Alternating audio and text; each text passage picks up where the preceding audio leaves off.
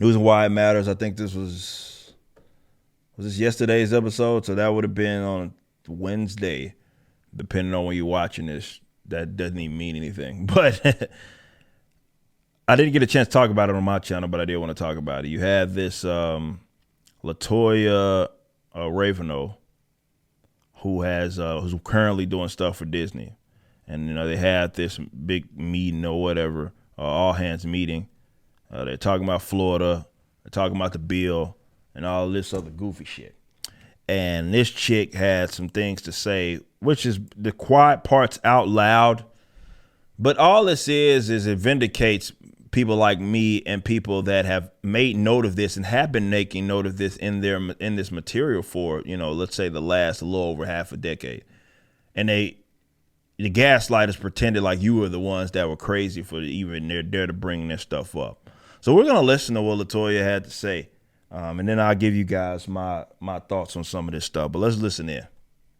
It's like, I love Disney's content. I grew up watching, all of the classics. They have been a huge, informative part of my life. But at the same time, I worked at small studios most of my career, and I'd heard, you hear whispers. I'd heard things like, oh, they won't let you show this at a Disney show. And I'm like, okay. So I was a little sus when I started. But then my experience was bafflingly the opposite of what I had heard on my little pocket of Proud Family Disney TVA.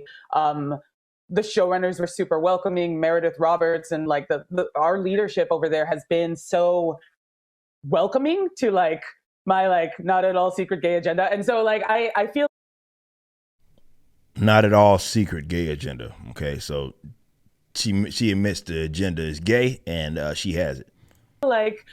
I felt it was, maybe it was that way in the past, but I guess something must have happened in the last, they're turning it around, they're going hard. And then all that momentum that I felt, that sense of, I don't have to be afraid to let's have these two characters kiss. Let's in the background, I was just wherever I could, just basically adding queerness to if you see anything queer in the show, I'm Proud Family. But I just was no one would stop me, and no one was trying to stop me. So she's admitting that's what her attempt was. She's putting gay shit wherever she could put it, or queer stuff wherever she could put it, and they wasn't stopping them.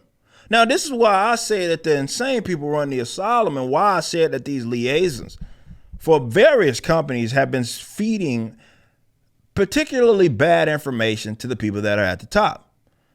I do think that, and we've talked about the beefs between the two Bobs of Disney or whatever. The reason why Disney is banking so hard on social justice is because they have been convinced, whether it be by the folks that they have hired that are keeping their pulse on the market, probably blue-haired weirdos with fake degrees who are now part of in these positions. And they're basically saying that this is what the people want. So not only are they bringing in creatives that are doing this weird stuff, they are also saying that, this is going to help our bottom line, if not now, certainly in the future, because this is what people want. So Disney has taken that information. They've said, okay, this is who we are banking on. This is the demographic of people that we are really entrusting the future of this company to. That's what they're trying to do. So this is why I continue to say, let the company die. It's not worth,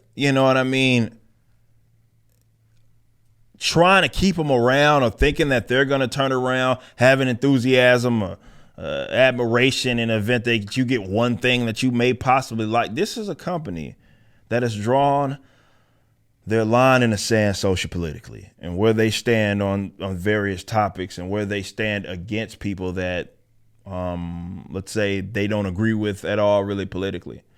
All that considered should tell you more than enough. You're not dealing with people that are ideologically like you or like you ideologically. It's not about them disagreeing even politically. This is about you being in opposition. I've said many times that Disney exists, and until we deploy the tactic of simply defunding them, I'm not trying to hear everybody's talking about ESG and all these other external issues. when not everybody, particularly non-leftists, have done everything that they need to do in order to defund these crack smoking idiots. Because they give you a show or a movie or something that you're mildly interested, or something even with your youngsters. You continue to fund them, give them the benefit of the doubt. Again, they don't offer that to you. Leftists don't offer that to you, but you continue to give that to them. Until people start doing that, I'm not trying to hear anything about the external stuff, because I know still some of y'all are still acting on your addiction. You're still doing it. Like, you have mountains of, I would think by now you probably have mountains of material that already exist from the company that was, right? Be it in Disney and everything they own with Marvel and Star Wars and all of that. There's no sense in funding these guys in the future. They don't owe you. You don't owe them your enthusiasm. Fuck them. Fuck them. Like, fuck Disney, bro. Like, it's not going to kill y'all to say, all right, these guys own some other stuff. I'm not going to fund it. Until that happens, it's going to continue because they're emboldened now. That's the difference, man. Because, you know, like they talk about trying to hide it. She's like, no, I'm putting this shit everywhere. Ain't nobody stopping me either. Okay, bet. If that's your, your position, I'm not interested in seeing that. And I certainly don't want, for the stuff that's geared to the youngsters, I'm not interested in having them see that. What are we doing here? And because it's such a mega corporate entity, you can't really afford to, like, even loosely fund. So you think of it like, well, I don't like that sector of Disney, so I'm gonna fund this sector. It's the same shit. You're still funding them. If it's their property and you're going out of your way to give them money, then it's the same thing. That's not even loose. That's just direct paying them. And you may have subsidized a future project. Let them go. Let them go. They suck. You know what I'm saying? And where they're going in the future, that's what this whole little reimagine tomorrow thing was about. They're sitting there telling you what it is their agenda. We have another story that we're going to be talking about later from the same meeting, from a different person. This is what you're going to get. So fuck them.